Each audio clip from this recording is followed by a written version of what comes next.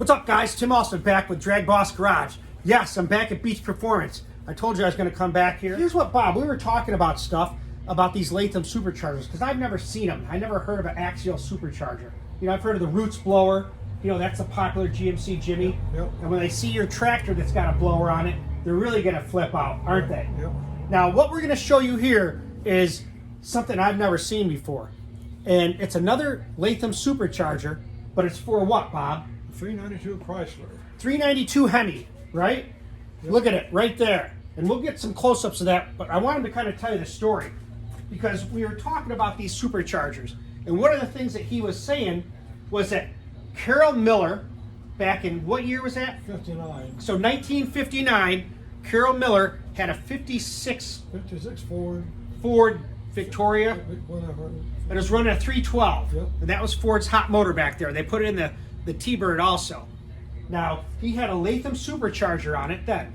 That's what they said. He drove the car, what, 25,000 miles? From Texas to Bonneville. Texas to Bonneville. Went there and set the speed record. For certain cars, yeah. Yeah, for that class of cars. And we kind of looked it up quick, and it was 140 miles an hour. Yep. He drove there. He had an overdrive transmission that he put in, and the axle ratio was a 323, I think, and with the overdrive it was 2.26. Yep. Yep. And then him and his buddy packed up seat bags, took off there, set a record, and then wherever they went after that, who knows? But that's great history. Drove it back home, yep. Now, Tommy, you were what year? You were in the Army at that time, or Air Force? I was in the Air Force. 61 to 65. 61 to 65. And I had a 312 Mercury that I drove all over. Okay. We raced. You raced, really? A lot of racing, yeah. What was, that had a 312, what, like a single four? 312 with dual fours. Dual four barrels. Wow. 312 dual fours. 3-speed overdrive, full Latham gear. No kidding. You ever get in trouble with that thing? Lots of trouble. Yeah. Did you really? Yeah. What happened? We got caught drag racing out on the road. Really? Yeah. It was illegal to do that then? Yeah, I think so. Yeah, I think so. Yeah. Wow. Surprised you didn't get in trouble in the Army. They probably don't like that kind of That stuff. got us in big trouble with the Army. I got us we lost a stripe. Did you really? Yep. I got an Article 15 and lost a stripe. Yep. Wow. Hey, he was a rebel since he was born. Yep. That's it. They took a stripe from you. Yep. Because you got arrested in the Army. When you get arrested. You get arrested, you get a traffic ticket. You just don't. Plus, your Strategic Air Command to boot, which, you know, that's serious stuff back then. So. Strategic Air Command. Mm-hmm. Okay. So that was like Cold War stuff. Yeah. Right? Cold War business, yeah. And Khrushchev and all that kind of stuff. And Kennedy. Yep. All the Cold War stuff. Wow. So they were always on alert because, you know, the Russians were always, with Cuba going, the missile crisis, which was like 61, I think. Was it 61, Cuban Missile Crisis? I think it's maybe 62 or 63, the Cuban Missile Crisis. Well, Kennedy died in what, 63, November 63, yeah. I think. Yeah, and he died because of that, sort of. Did you we're seeing a lot of stuff about that. We won't get into that because I don't know. You were back then. Do you remember when Kennedy died? Yes, certainly. Where were you? Was getting home from work. From my service, we worked a second shift, so we was getting back to the house when that happened. Wow. And now they're finding out all kinds of stuff of what happened to him. So the assassination of Kennedy, I mean, it was really, I wasn't born then. I wasn't born until 65. It was just bad news. You know. But I mean, the whole country mourned, didn't they? Well, we just went upside down. We just leveled off. And then I've seen other things where apparently one of the police officers was shot that wasn't really reported. I mean, there's all these different things, you know, the people on the hill. You guys can talk about that because that's history and they're just kind of getting into it. But will they ever find out the truth? Who knows? Was it the mob? They don't know. Was it our own government? Who knows? You know, there's lots of go ahead. He shot because of the war machine. Lyndon Johnson wanted to go into Vietnam. And Kennedy says, we're not going to Vietnam. We're not going to go fight. Well, the war machine says, we're going. Yep. So we're not going, so they shot him. So at that point, Lyndon Johnson said, well, we're going to war with Vietnam. Lyndon Baines Johnson. Okay. Yeah, that's a sad scene. That's crazy, you know, that you were there. People always talk about that. He's dead only because he did not want to go to Vietnam. Okay. All right. Well, there you go. You know, Bob was there. You guys have your own opinion. A lot of my subscribers are in the age bracket from like probably mid 40s up until probably 80 or 90. So they all grew up in that time, builder guys. So it's a lot of stuff to talk about. It'll be a great little discussion on the comments. Double dog rare at Beach Performance. Check that out. What we'll do is we'll talk about this now, and then we'll bring the camera in so you can get a better picture of it. So what is this, Bob? This is a supercharger for a Hemi. Latham Supercharger for a 392 Hemi. Okay. And I look at it, it's got like a sheet metal or fabricated intake already. All that stuff was handmade by Latham to do the situation. It was all, there was no CNC, it was all handmade. Right. So this was made by Latham, this Latham, intake manifold? Latham Manufacturing Company. Wow. And on it is two, I don't know if they're Carter carburetors? Rochester carburetors. Rochesters. So it's got dual 4 barrels, and I'll show you a better picture of it. We'll get in there and take a look. Now, how did you get this? Did you get it at the same time you got this? I found it in Hemmings. Okay. A guy in Kentucky had it. In the Hemmings book, and I bought it because I wanted a Latham. I had a love affair going with it because I knew what there was because I read about it when the Popular Mechanics. Yes. So we just had to have one. You always have to have one when you see something you like. So when Bob sees something and he wants it, he's going to get it. And it's a longer, it's a long one. It's a 10 or 12 stage for the big motor. This Chevrolet's 8 or 10 stage. Oh, I see. Shorter. From here to here. These are the stages. Yeah, stages. Yeah, right. I didn't know that. We'll show you guys what it looks like. Because I'll tell you, he's going to fire up this Latham Supercharged 327. It's going to be nice. Can you imagine that in a Corvette?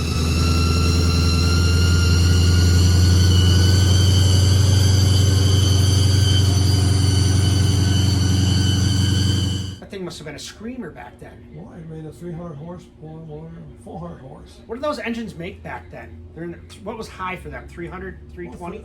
They made a 300 horse, 327. Yep. Single 4 barrel. And then they bolt this thing on.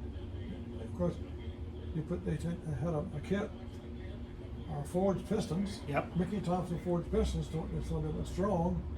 And the whole kit was $1,200 for the Latham. Yep. And the piston, the whole kit, and the manifold.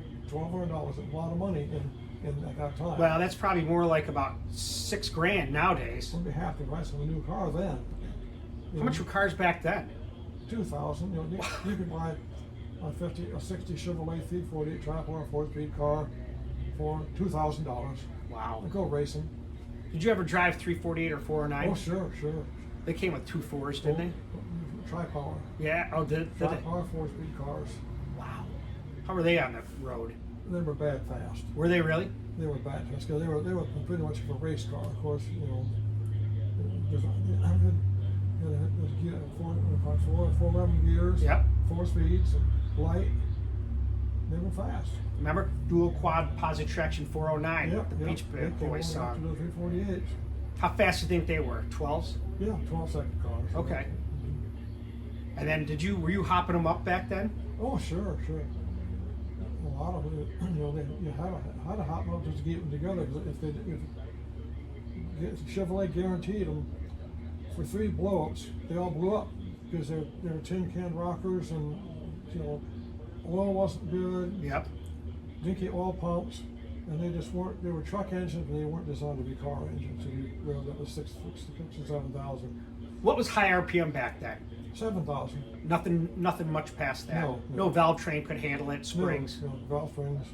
What do you mean they guaranteed them for 3 blow-ups? You could scatter it 3 times, and Chevrolet would build it back, put it back together for you. Really? Yes, sir. Guarantee your hot rod motor. Yeah. No kidding. Yep. Wow. They blew clutches out of them. The stud pulled out of the heads. Rock arms fell apart. Oil wasn't any good, so you had bearing troubles. The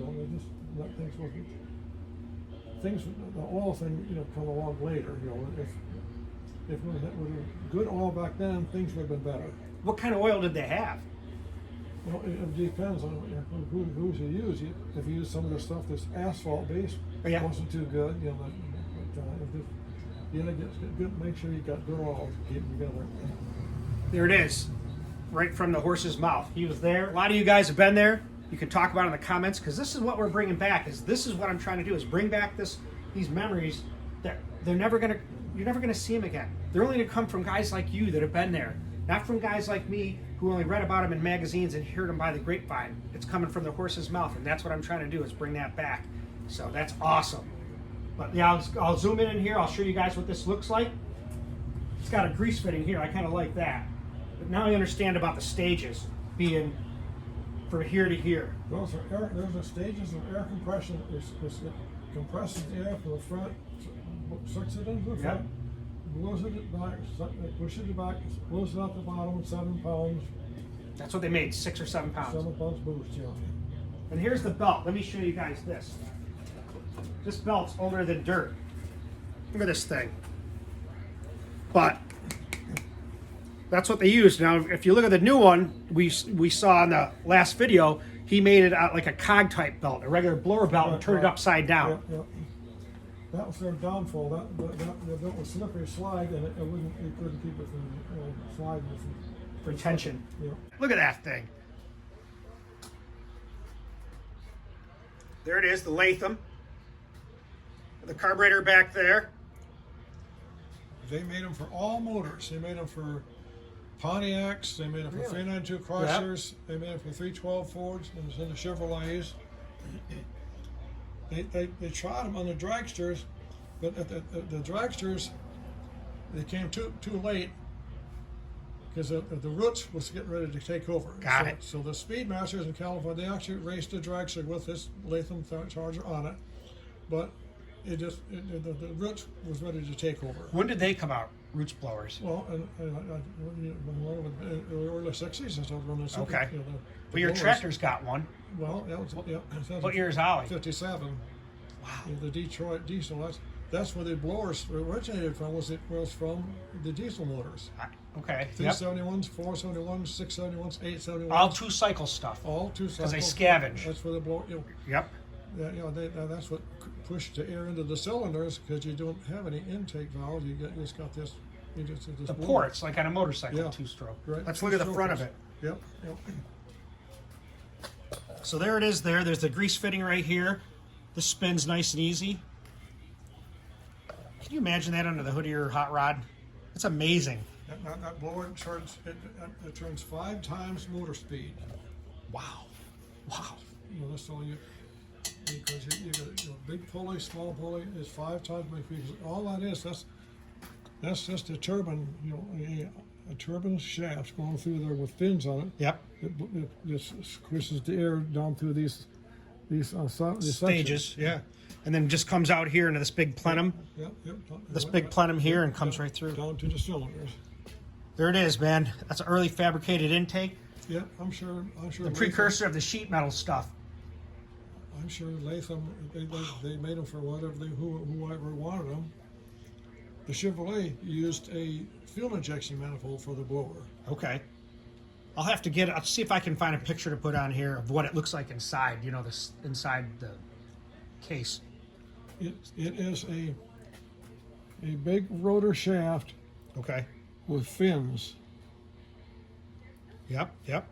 That pushes the air. It's just like a jet motor. It's the same thing as a jet motor.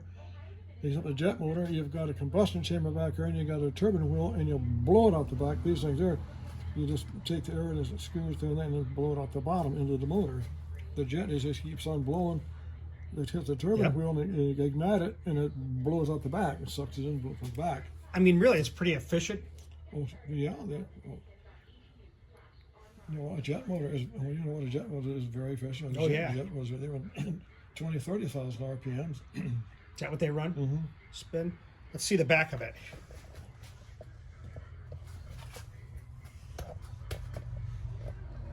You can see another grease fitting back there.